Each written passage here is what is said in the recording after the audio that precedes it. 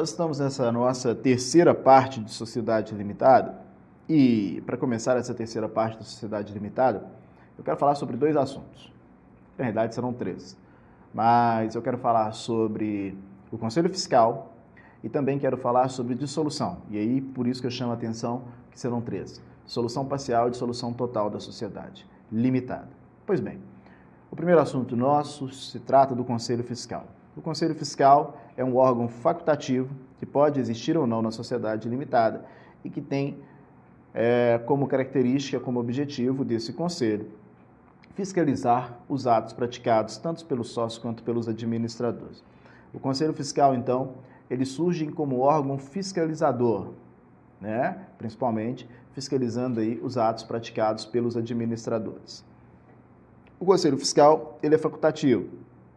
O Conselho Fiscal, ele tem uma abrangência, hoje ele tem uma função muito restrita, em face dele se transformar em um órgão caro, pouco usual e que pode ser facilmente trocado por uma auditoria independente, que ainda se torna melhor, porque a partir desse momento, quando se troca por uma auditoria independente, nós estamos diante de uma situação em que será realizado um relatório e, com base nessas informações, os sócios poderão tomar as decisões necessárias ali referente àquele conselho, referente à administração da sociedade. Pois bem, eu quero salientar com os senhores é que o Conselho Fiscal hoje é um órgão muito pouco usual, mesmo porque ele simplesmente gera relatórios. O Conselho Fiscal, ele não tem esse condão de ter o cunho decisório ou de realizar decisões.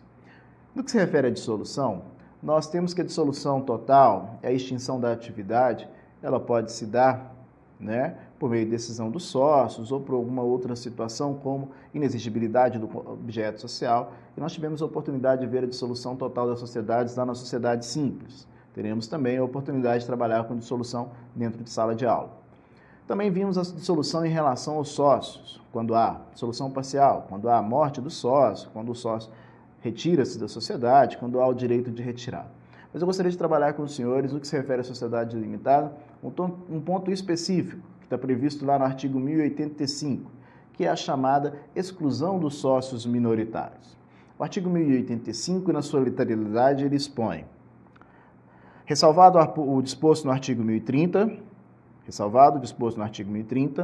quando a maioria dos sócios, representativa de mais da metade do capital social, mais do que 50% do capital social, entender que um ou mais sócios estão pondo em risco a continuidade da empresa, em virtude dos atos de inegável gravidade, poderá excluí-los da sociedade, mediante alteração do contrato social, desde que prevista neste a exclusão por justa causa.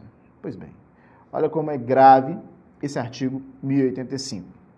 Um sócio, se ele realizar qualquer situação de justa causa prevista no contrato social, ele pode ser excluído por mais da metade do capital social, ou seja, em reunião ou em assembleia, os sócios podem se reunir e decidir que algum sócio minoritário está trazendo risco para o exercício daquela atividade, e aí esse sócio pode ser excluído com mais do que 50% do capital social. E por que é grave esse artigo 1085? Porque ele diz, e ele traz para nós literalmente, que essa exclusão do sócio minoritário que causou ou que vem causando prejuízo por enquadrar-se numa situação de justa causa, pode acontecer meramente por alteração contratual, ou simples alteração contratual e exclusão daquele sócio. E a gravidade se restringe a essa situação.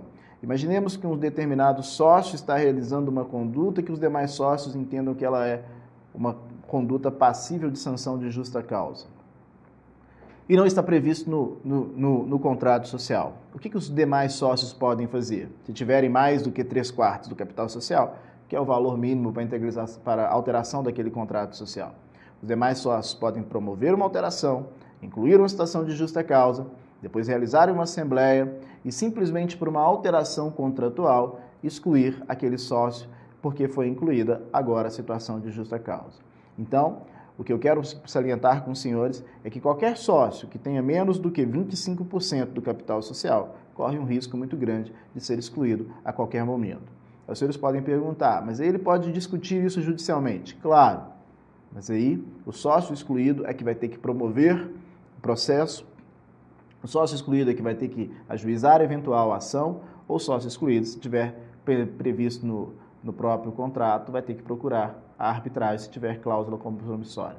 Enfim, é uma situação que causa um prejuízo para o sócio minoritário, porque, mais uma vez, ele pode ser excluído por simples alteração contratual. Teremos a oportunidade de trabalhar um caso desse em sala de aula. Conto com a presença de todos. Muito obrigado.